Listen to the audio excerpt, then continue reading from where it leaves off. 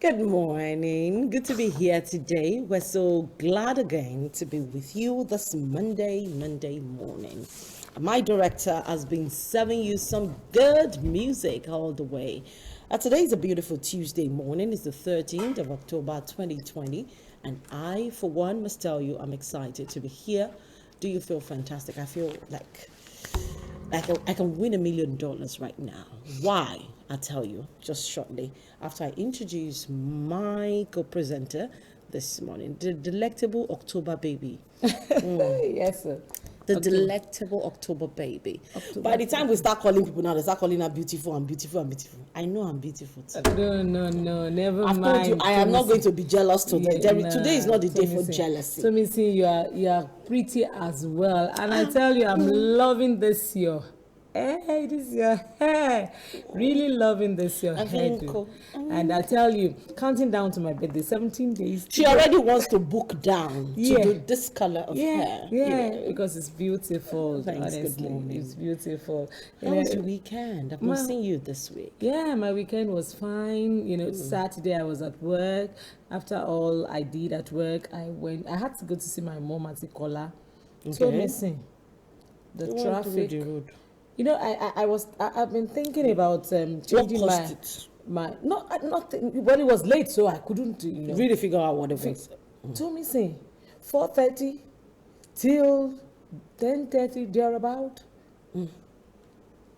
I just couldn't. I just, I've been trying to. I'm trying to change my accommodation. That day going there, I was saying, okay, instead of going to pay money for another accommodation, why don't I move to our house now?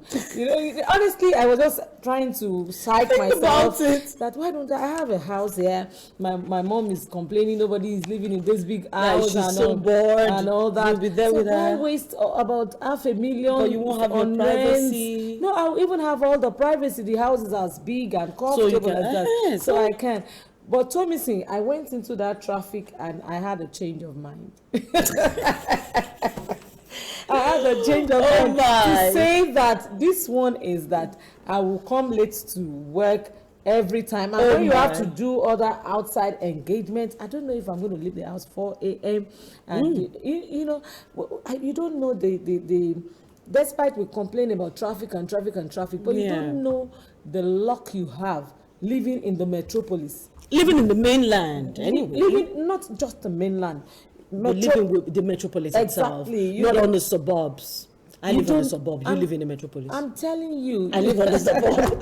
But anyway, we have a guest on the table this morning. Our headlines will take a different dimension. We go back a little bit to what we used to do. Yeah, before we go to the headlines, I have to talk about this. Sunday was international. I wasn't at work yesterday. The International Day of the Girl Child. So I really have to talk about it. It's really nice again to celebrate the girl child. And on air this morning, I want to celebrate myself because I'm a girl child. Celebrate Tomisi, celebrate every other girl child. Our girls. They're my beautiful daughter, Sarah Braid. She's in school now, and every other girl that is out now, I was there. involved in. I was part of a book launch, Child Sexuality. Who is to blame? I was one of the speakers at that virtual launching, and there were a lot of people still doing virtual launch.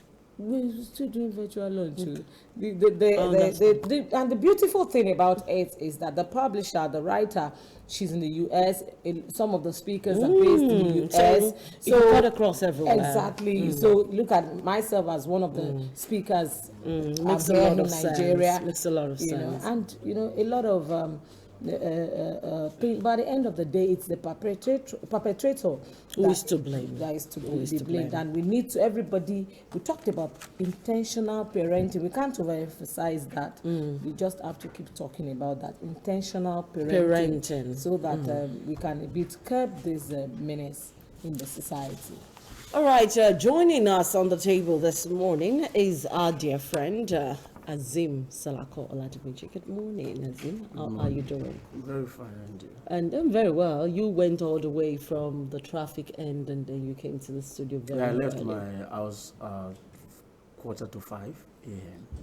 and I got here exactly 8 a.m. this morning. Hold on, please. You left home? Where? Ota. Ota.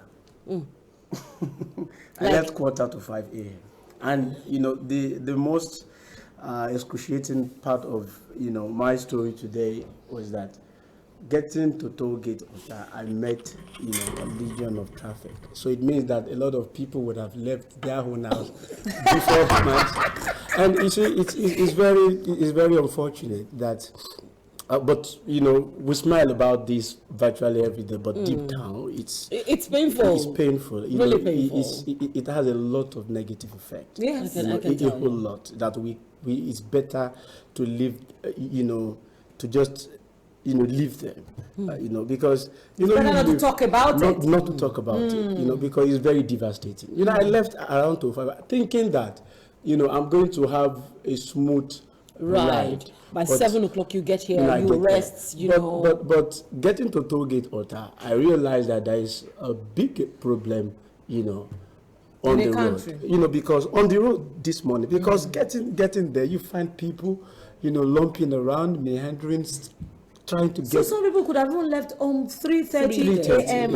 and when we talk about and they won't get back home until so late, probably 11, 12 a.m. No, when we talk about the lifespan of Nigerians, it's beginning to give me concern because the amount of time we spend on the road. You see, when we're celebrating the International Day of the Girl Child on Sunday, one of the things that came out of the conference that I went for was the fact that we needed to embrace walking as one of the things to alleviate our own, suffering and then the impact that the society has on your mental health as a person.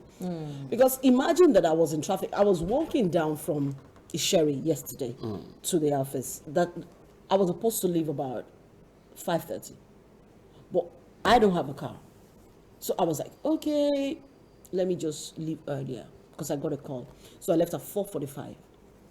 I got to the road. I started ordering Uber, and all of them were saying 25 minutes away, 30 minutes away. So I was like, Kilode, So I decided, okay, let me hit the road. So I started walking. I got to the main road and I saw the traffic. Every human being that was in their car, I took notice of their countenance. I was intentional. I would stop. I would look into people's faces. And I saw people in different states of disarray. I saw a woman that was just like this. I saw a woman that was eating in the car. I saw a couple with their kids. They had a cooler in front. You obviously know the wife sells food. And they were serving her father. The husband was eating it. The wife was feeding the two kids beside her at the back. And she was trying to eat her own. Now tell me, is that life? Is that how Is that meant to be life? Honestly, that's obviously eating and then having your meal in the vehicle, for me, it's not even, it has become, because usually I don't eat heavy, or I don't eat normal food late at night. So if I still find myself in traffic for 4 or 5, I start looking for alternative to probably get into a supermarket or something and start having my meal in the car. Is that a way? Is that just a this way to morning live? coming to the studio, people, you begin to see people organizing themselves, in the commercial vehicle. Things they are supposed to do.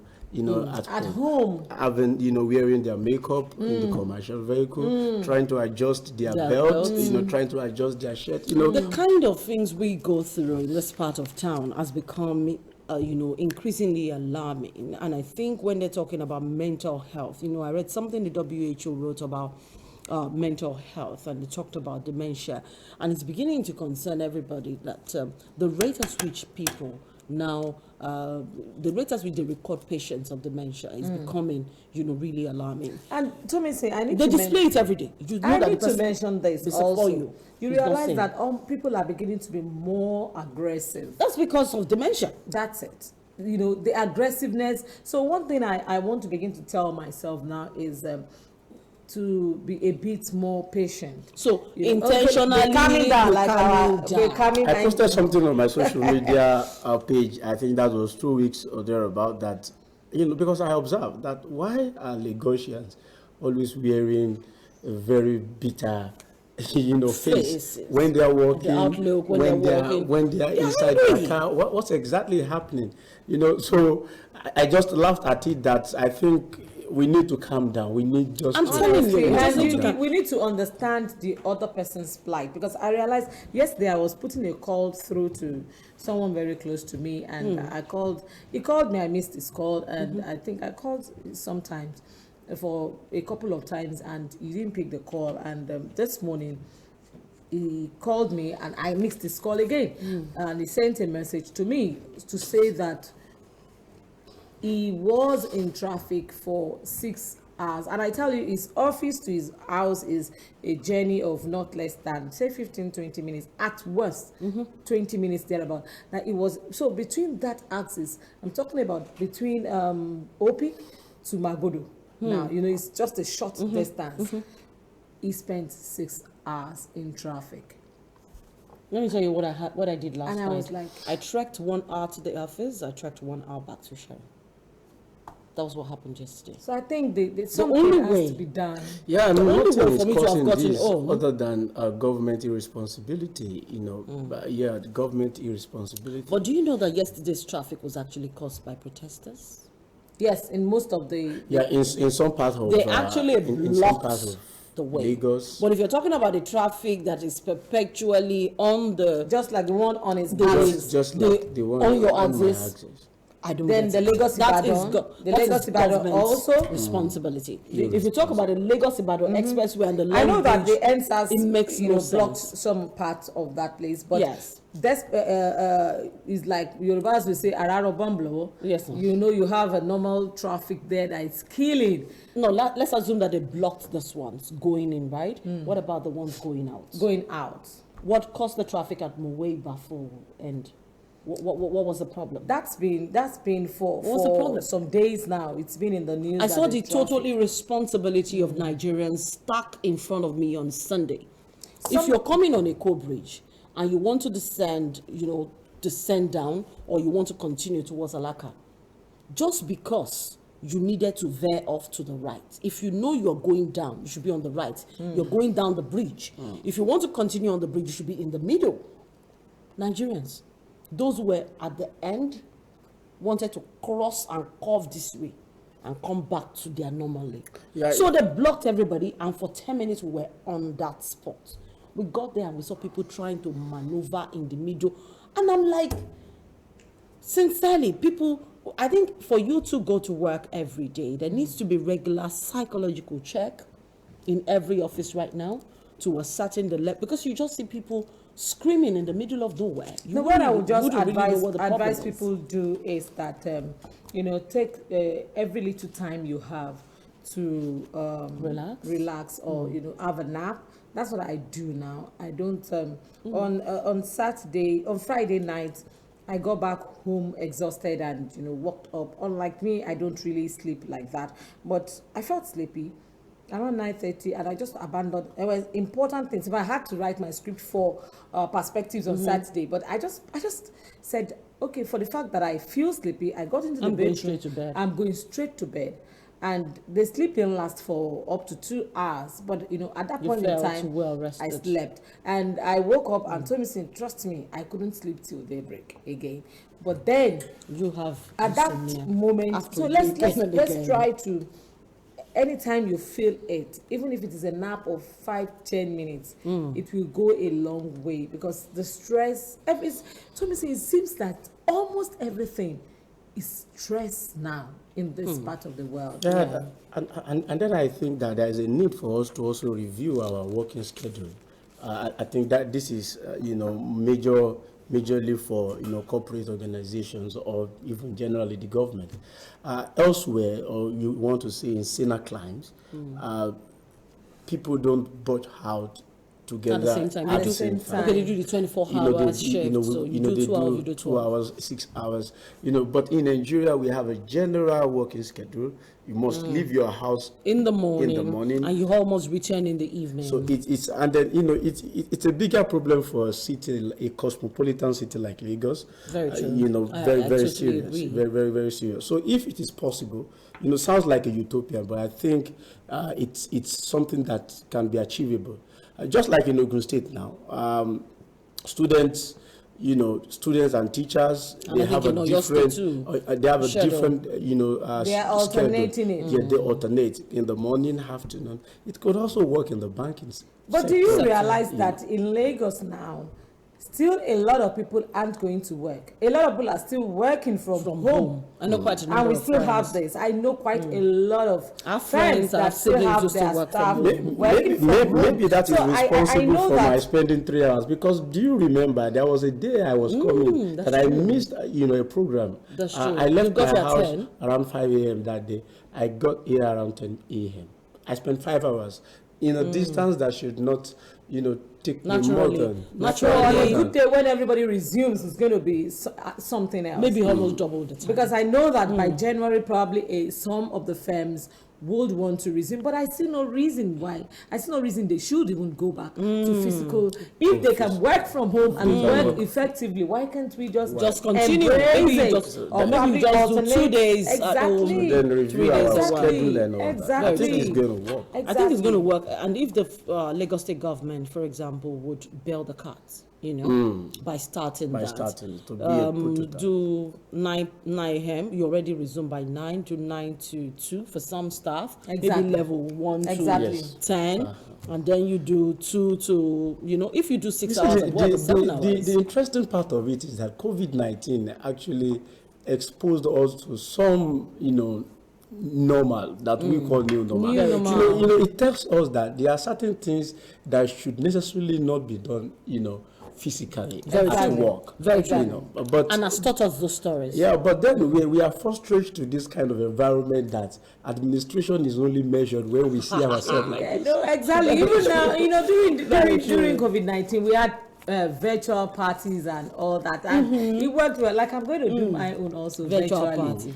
I'm Remember, not- we have a couple of I'm not gonna virtual, have- yes. conversation even on. Very true. So, Very true. and I told Cost people that I'm effective. not having anything. I'm just Yeah. Very cost effective. I'm going to the Cost studio. effective sometimes. effective. I'm going to the studio. I'm going to sing. It's going to be on Zoom. Everybody, you join me via Zoom. People are like, Yinka, you're going to do party via Zoom. I said, it's just a new normal. It's a new Let's normal. just have the new normal and enjoy. But I need to take this quick break. When we return, we're looking at the stories in the papers, and I must tell you that we came with our guns, and definitely we came with our pens today.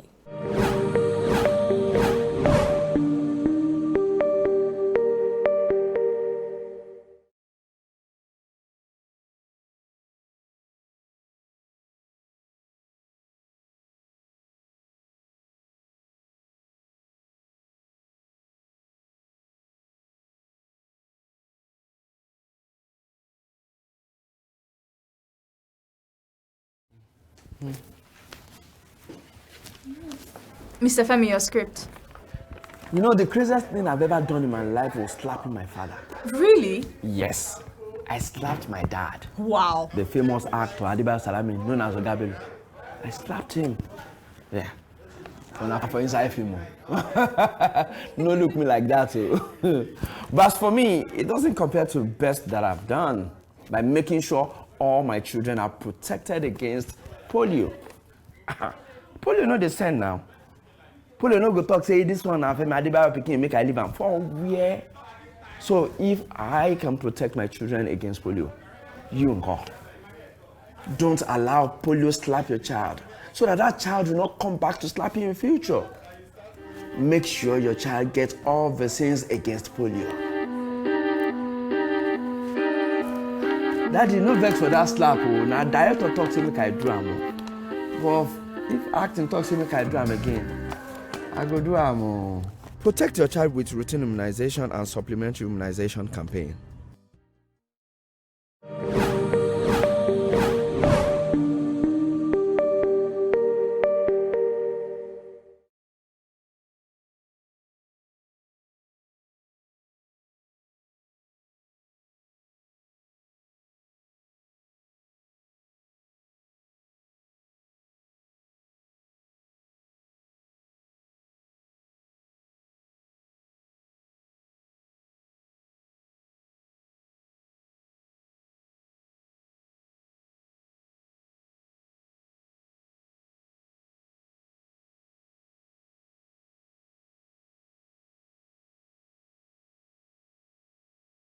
UTS, Lemalo.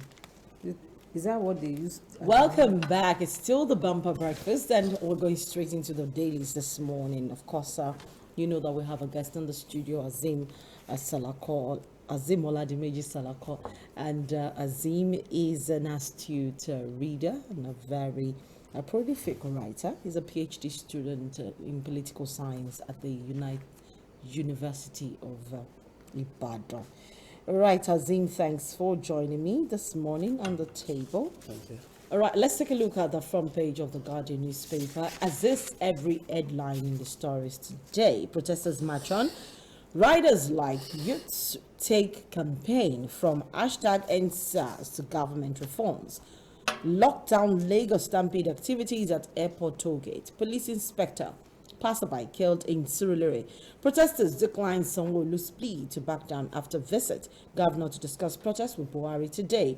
Protest rocks Abuja city on lockdown as police block major routes.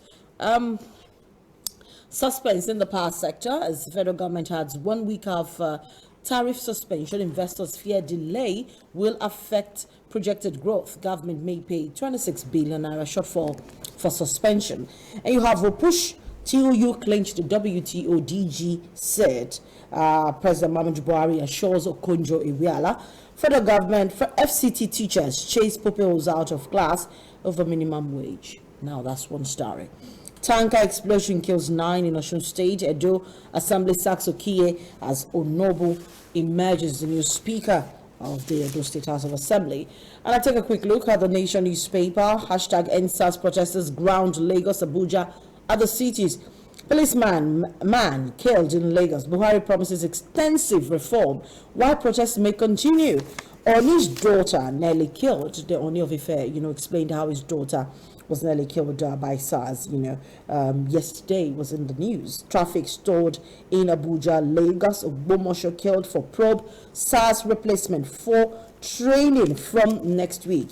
And no more police brutality. Sanwo-Olu tells protesters. PDP seeks police overhaul. 774,000 public works jobs set for takeoff. President launches PES. Okonjo-Iweala 6th final push for WTO GG job. New teachers' wage a burden. Yesam Wike is talking there. Nigeria signs air pacts with the United States, Morocco, others.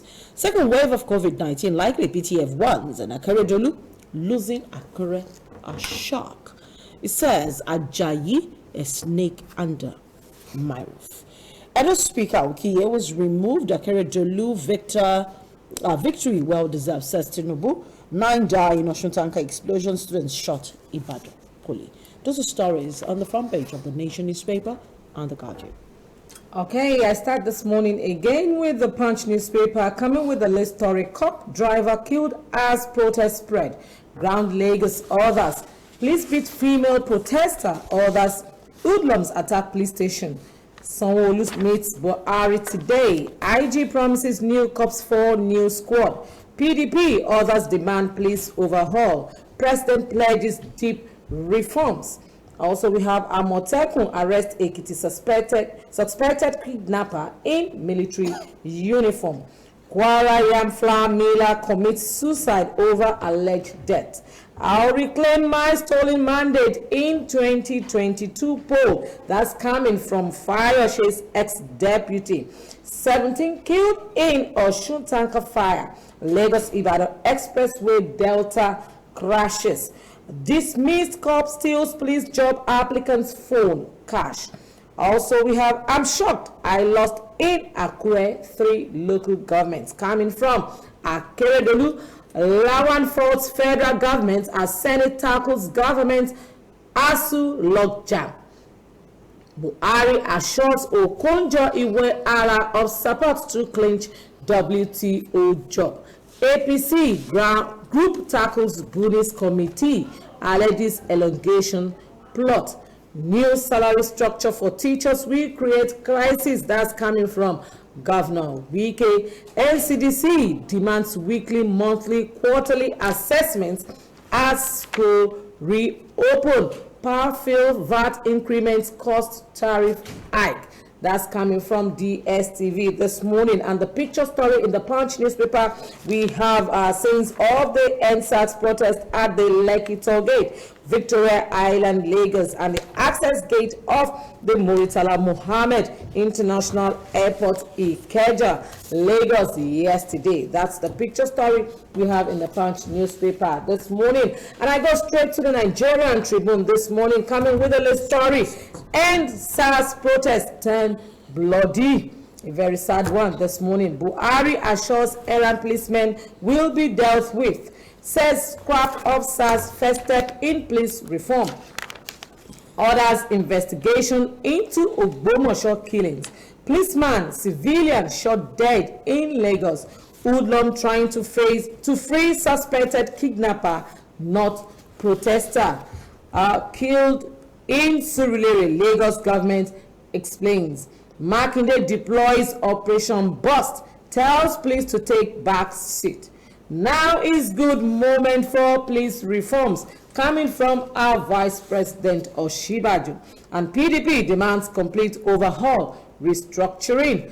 COVID-19, prepare for second wave of infection. That's coming from PTF. That's not a good story to hear this morning. Set to release next steps in East lockdown. Lawantu Federal Character Commission don't allow marginalization of any state.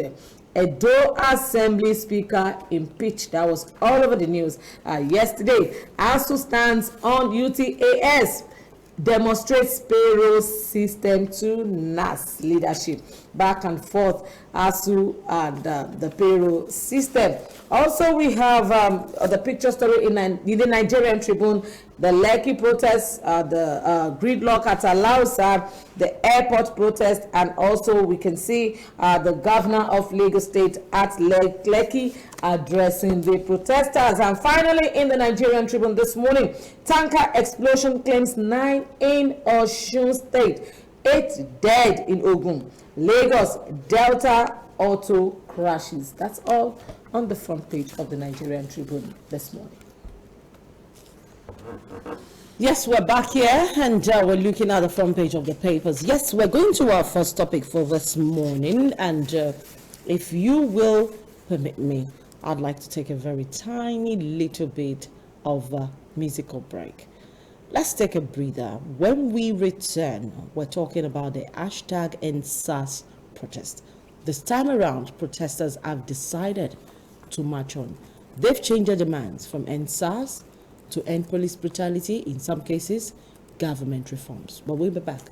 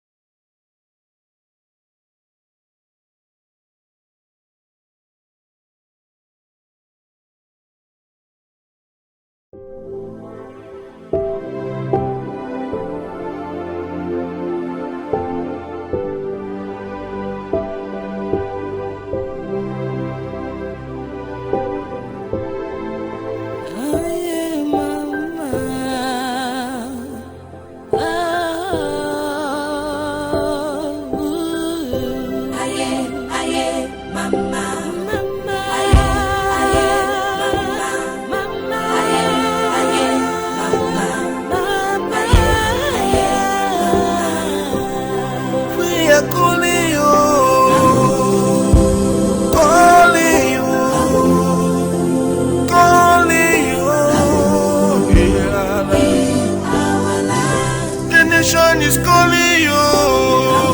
Nigeria is calling you. Calling you.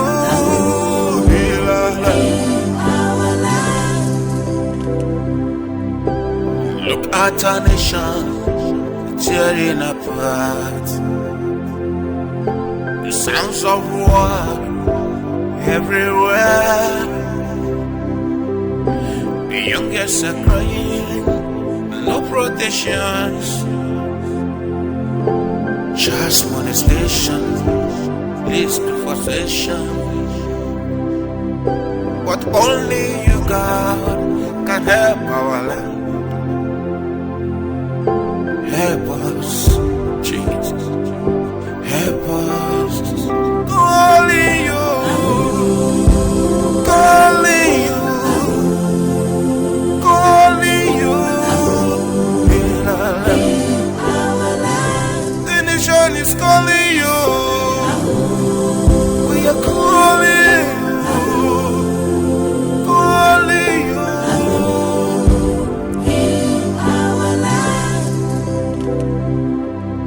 They promised us security, yet we dey sleep with our two eyes open. And the Lord said our hospital they well, yet when they sick then go to Europe. Eating our local rice, no be bad thing, no be bad thing. But she our leaders, then they follow us chop 'em. Frustrations everywhere, hunger everywhere, no work, nothing at all. We are calling you, nation is calling you. Father, we are calling you, calling you.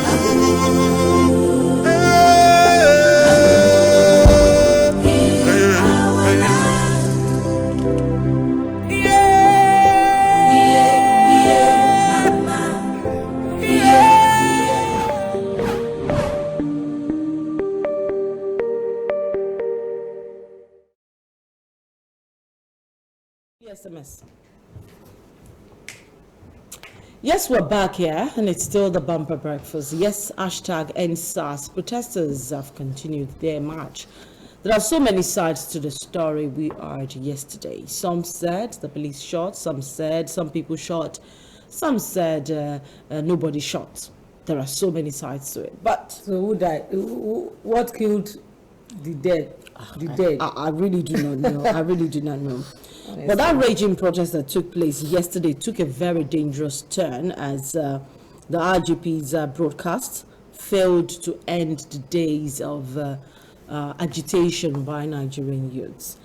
In Lagos, they blocked major highways. I mean, they blocked every entrance to Lekki, so much so that the governor had to go there to have a conversation with them. They blocked another entry at the 7-Up toll gate, very close to us here at Ikeja. But that's not really the biggest issue that happened yesterday. Somebody died. Somebody, Or some people died. or some people died. According to the Guardian newspaper this morning, coincidentally, almost all the papers agreed with the same summation that one police inspector and a passerby were killed in Surulere yesterday. Now, the driver, the owner of the car said he didn't know what happened. His driver just dropped to just know what, the issue was. And the next thing, the guy was on the floor, What shocked me was he had a gunshot wound to his head. And blood was gushing out somewhere around the mouth area. And, it looked as if even the protesters had backup plan. So they were there with, quickly you had people were trying to perform a CPR. You had people were trying to block the blood from pouring out and all that. But it was a violent protest yesterday. That's the core of the matter. Why do you think, Azim, that the protests have continued, despite the fact that the IGP came out to say SARS has been disbanded? Yeah, you see, we expected the continuation of this protest. It was well predicted. Oh, really? Yeah, except for the fact, it will not only happen except for the fact that the protesters do not have a mental clarity of exactly what they want. Because, you see, we have said it that the EndSARS might be purposely to cause an incendiary, in order to drag the attention of government.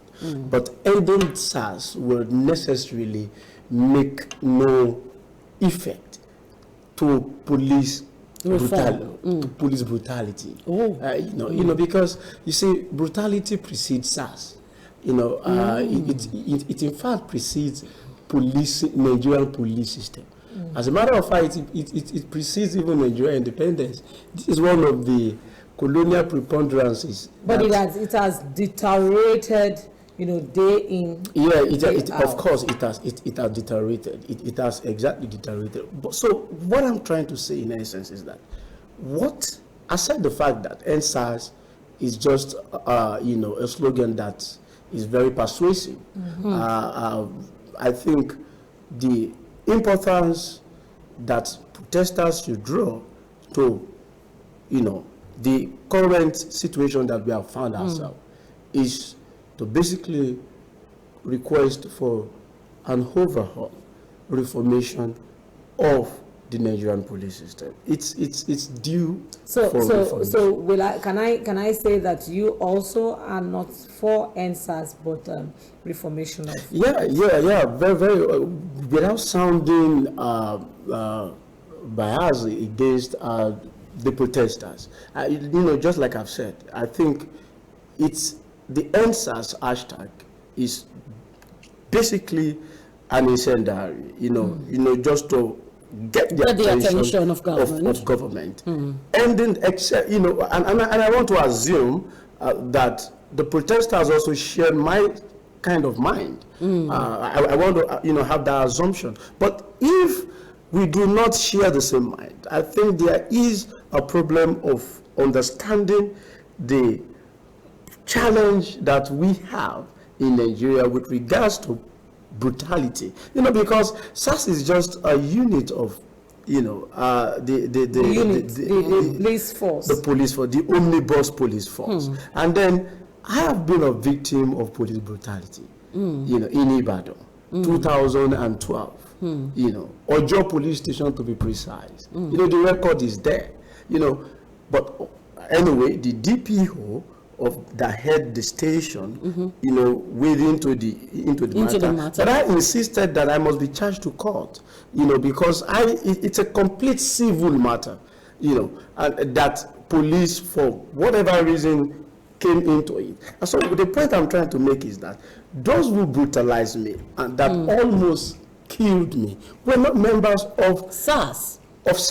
So, it therefore tells us. So you're saying that the culture that people have identified with SARS is actually in the police force. Yeah, it's actually the police force. So we will need a total reformation of that. But I think the reason SARS was being pinpointed is the fact that, that like the name is Special Anti-Robbery Squad, they are trained, specially. They are a unit trained specially, much more than the everyday policeman. And you see them, even when you see them on the road, it's like you're looking at a military, the army, and so I think because they come with more force, more, the policeman, of course, they are brutal at times, but initially they come a bit subtle.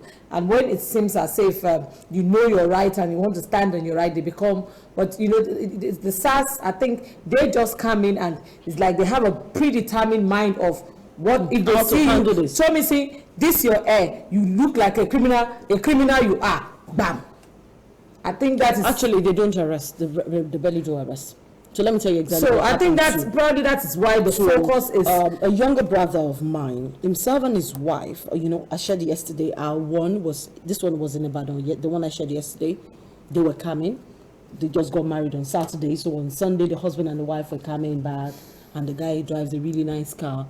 And they were driving, and they said as they were driving, when they got to some corners, they saw that they were being chased by this police bus. So the wife, who is already familiar with the fact that that's us. And is a lawyer, told the guy to speed up. Make sure they don't cross you. Make sure they don't overtake you. When you get to Bodija Market, park. So the guy parked at Bodija Market. And when he got to the market and he was able to have access, they parked in the middle of those women, parked, and then the wife came down, sit in the car. So the wife came down, brought out her ID card first. Why are you chasing myself and my husband? What is the problem? How did you buy the car? Well, blah, blah, blah, blah. You know, they started harassing them. Let's see your phone. And the lady showed them, I'm a lawyer. You have no right to search my phone. I just got married yesterday. This is my Hy-Vee. See the dates. So if you want to kill myself and my husband, do it in front of this market woman. You know, in a very short while, she started shouting and women were already coming up. People were surrounding them. She said, these guys just withdrew gradually and went back to their car. You know, they had gone to the husband's side. They were trying to open the door by force and everything. But she was the only one that came out of the car, you know, and stood. They could peep in this way. But she was like, anything you want to do, you have to do it through me. And then those women were there, you know, and all that. What was the crime? It was driving a really nice car. And they suspect that every young person driving a nice car. So possibly they were telling them from the time they came down from the hotel into their car. So they saw they were young people, you know, and that was the attraction. So that's the one that happened here in Lagos. They were picked up at Ikorodu. A guy and his girlfriend. Picked up in Ikorodu. They were coming out of the ATM, you know, came out, and then they said this bus parks. Picked up the two of them, pushed them into the bus, and they were like, started harassing them. This one, let's see your phone, you know. They searched and searched and searched. There was nothing in the phone that could see anything. But both of them used really big iPhones.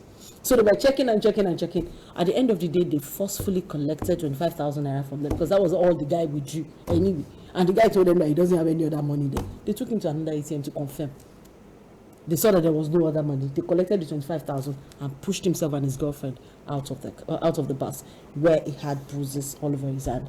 So when they were coming to Alausa to protest, he left his job, and he came, as in he went on a 5-day leave, and he came to Alausa to join the protest. To join the protest because he had personal experience, you know. So these are some of the issues why, for Lagos people, for people all over, they already know the modus operandi of these guys. So they say, that's of the SARS now, or or SARS the operators. But let's talk about police brutality on its own. I don't think anyone should have said they've not experienced police brutality. I mean, they snatched my tab, was it not 2 years ago or thereabout, simply because I was doing a video of traffic. And it became, until I wanted to give them my ID card, and they were like trying to seize my ID card. I pulled out my clothes and I threw it into my bra, and I said, come and take. Because that's exactly what they do. Take your ID card, break it up, and throw it away, and then defend yourself, you know. But when one of their bosses, who was watching from afar, saw what I did, the guy came to me and said, Madam, who are you? I said, I'm a journalist. I'm actually coming for the breakfast show. It was a Friday. So I told him, I said, I'm going to work. I'm not dressed like this. If you check my bag, you see my clothing. But your guy seized my tab. But you know what I did? I had a very small Nokia phone. I started sending text message to every journalist I knew, from Daily Trust to Tribune to IFI I sent to everybody. I forwarded the broadcast message. I'm being harassed. The next thing, if you had posted on Facebook, that posted here, everybody was posting, they let me go. As the man went inside, brought out my tab for me, walked me to the bus stop to pick another bike that would take me to the office. It's so sad to me. It's so sad. Until you find one of their bosses who would rescue you, you know, you get brutalized in their hands. Honestly, it's really something that is, no, unfortunately, I said unfortunately. Fortunately, I've really not had. You've been having fun. No, I've really, honestly, you've really not had a direct encounter with them. Well, because I would say that, you know, throughout some stages of my life, I'd had the opportunity to work with dignitaries. So by the virtue of my office, by the time they see your ID card, they know where you, for crying out loud, I started at the Digital working with G.O.K. Ajayi, you know, the Sun, you know, I went ahead to work with the now the governor of Osun State, you know, and after then I became media. So by the virtue of my office, I've somehow not been, but I've seen people, I've heard people, you know, and I've had to intervene, you know, with people. The one I would have had the closest to it was my car, when my car broke down, and I had to call the mechanic, and he had to do one or two things in the car to move the car. He said I can't drive it. That he is the only one that could drive it, and they had to stop him. And they told him that, you know, of course, a mechanic in Nigeria, what do you expect? He doesn't have a driver's license. He doesn't have a car. You know, and they started all this. So he now called me, and I was also going in another vehicle in front. I didn't know, I was just talking away, and he called me, and I came back, and in fact, the guy actually ignored me. And you know, when I saw he ignored me, I just called, you know, the divisional police officer. You know, so but because of the virtue of my office, you know, you called somebody. So you can imagine if I didn't have some that access. you know, it could have been, you know, nasty that day. So I understand what people go through exactly, and you see some things happen. I'd had to even intervene. You know, I'd had situations when I wasn't driving, that I would be in the public bus and they want to harass people. I bring out my ID card, and you know, when they see that you are a journalist, they're like, you know, at times you even they even go as far as to, if you were carrying a camera, they go as far as to seize your camera. Sometimes they break it, sometimes they push you, they destroy the camera and tell you to record. Honestly, but I've really because they believe they've taken the tool. But now that everybody uses a mobile, exactly. But we see we have videos. Let's listen to some of the demands of these protesters. Everybody is making demands right now. We have some videos that we can share with you, so you listen to exactly what these protesters are asking for. More than me. Enlighten them, make sure that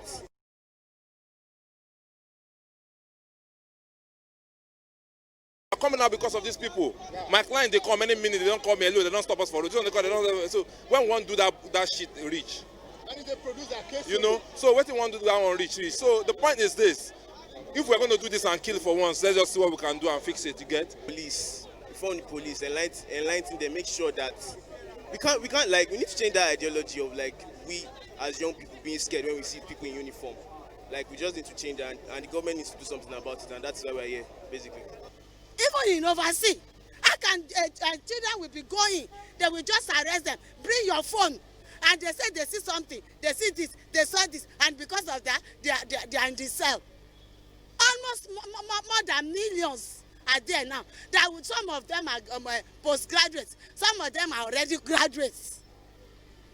That will suffer. It is well. We don't want robberies, we don't want fraud, but we need to know that there are proper rules of engagement with the populace. They should scrap the SARS and put up something that will work for the youth. It is not working, and if it's not working, it is not working. Normally, police is supposed to be our friend, like they said. Police is supposed to protect us. Police is supposed to defend us. But what are the police doing right now? Police are actually killing us. Police are dealing with us. So now we are here protesting against this brutality. We are saying that we need the end of policing brutality, not SARS alone. Information. Yes, that was a part of the demands of these protesters. But Governor Babajide Sanwo-Olu decided to pay a visit to the toll gates, that's a Lekki toll gate, yesterday to attend to them because they were blocking. I mean, from Sunday, I was around that axis and people told me to run away and run quickly to the mainland, or else I was going to be blocked on the mainland, on the island, you know. The governor was there yesterday. I had a conversation with them. But let's listen to him, and then we're back here in the studio for some reactions. It's now being heard loud and clear. It's not the first time that indeed was spoken and unspoken loud. And I want to commend all of you for that. Right. So how do we take this forward?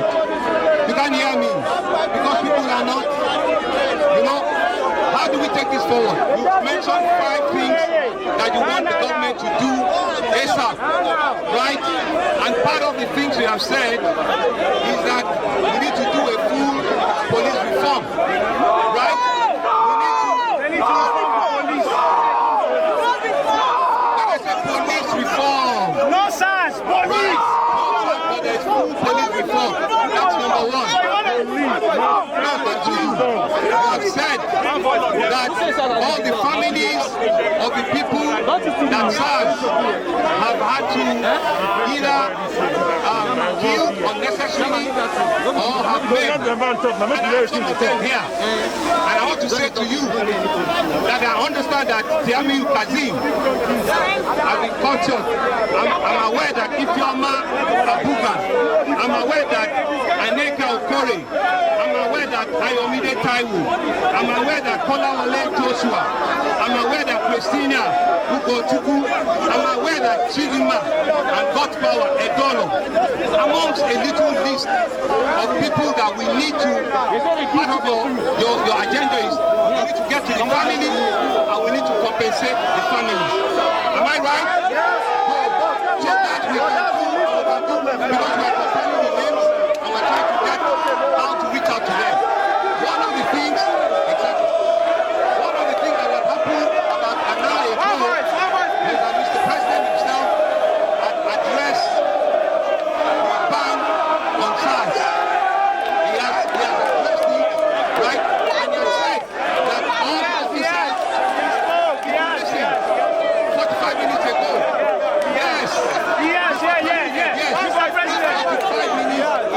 did his own thing. You check your Twitter, it's there. And he said it is on television, it's there. So listen, when people are unruly, I'm 55 years old and so I have seen protests. And indeed, this is a good one. And I'm saying to you that we're identifying with you. That's what I've said. No, we don't want it to be unruly. When you have leadership and you have it staking out like this, then we can pick each one of them and we can deal with it. The president in his address said clearly that all the officers that are found culpable, they are going to face. All right, it's a very serious one. The young people over there were making a whole lot of noise, although the governor tried his very best to get their attention. Let me take some reactions and just relax. Well, I just think that, like I said, I think that for me, I would not say end SARS, because you look at it, most of the times you look at the pros, you look at the cons. I live in an area where it is known to be notorious. You can imagine a Mushin without a police force. You can imagine a Mushin without a SARS. In fact, we've had a lot of divisional policemen coming to that axis over the time. But I always give it to this one that is there presently. Yes, the Superintendent Ayo. That man, is one man that walk in the middle of the hoodlums. In fact, when they gave him even a nickname, the DPO of Olosun Police Station, they gave him a nickname that when they hear that he's coming alone, he has made his presence so felt in that area, and he's doing a lot of work. Imagine before he came to that axis, if you know Olosun Police Station, you know what I'm talking about. Before he came to that axis, I know what that terrain is like. Yes, was like rather. There were some places you dare not walk through, you dare not pass through, even during the broad daylight. It was that bad. It was that bad. But it was able to bring sanity, and he's still maintaining sanity. So I want to imagine that's the regular police. That's the regular police. So I want to imagine some parts of the country without the police force. Now some parts of the country without the SARS. I don't want to. Now, he's not a member of SARS. He's not. Still. He's not. He's just an effective police officer. No, what I'm saying is that I want to differentiate them now. You have like in Mushin, that part they're known where you really don't have these organized criminals. You have the area boys, the hoodlums, the robbery that they will come harass you, and all that. But there are some areas that you have the organized criminals. That's where you need the SARS, because what they do is investigative, a kind of force that they have to carry out some investigation. They have to.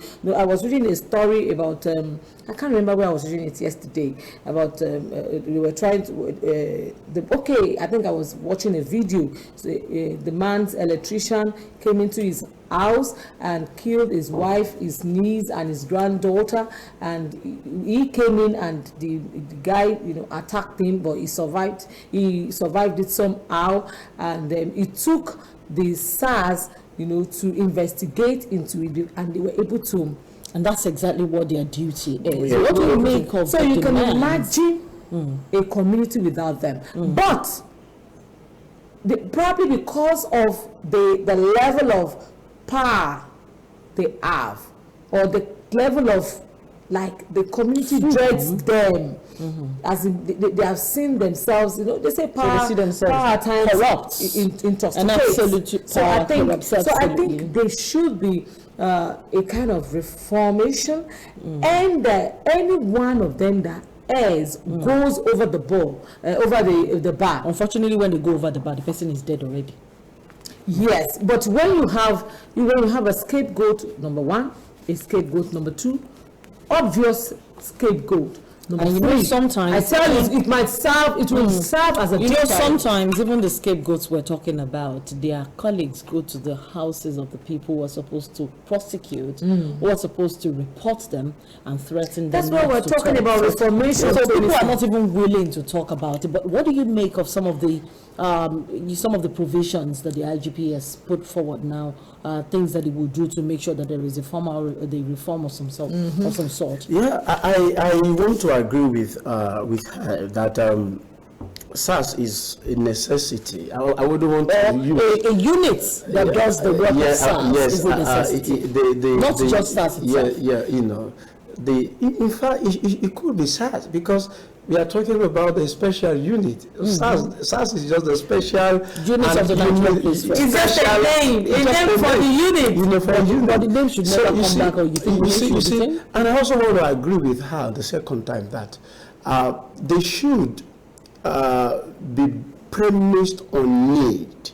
Where you have organized criminals, they know these places. And that is why you see, when we were doing criminal studies in the university, we were taking through a concept called DIOP, D-I-O-P, and then it means that to fight criminality, most particularly robbery in a society, it has to go through the stages of detection, intelligence, operations, and prosecutions.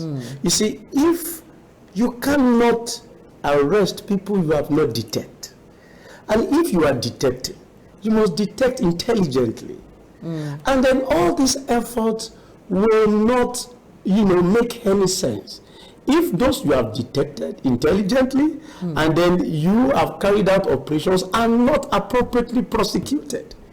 You see, so there is there's a problem, and then you look into the operations of the so-called SARS we're talking about. Do they operate intelligently? Because if you are to operate intelligently, it therefore means that the people you want to arrest or the people you want to apprehend do not know who you are.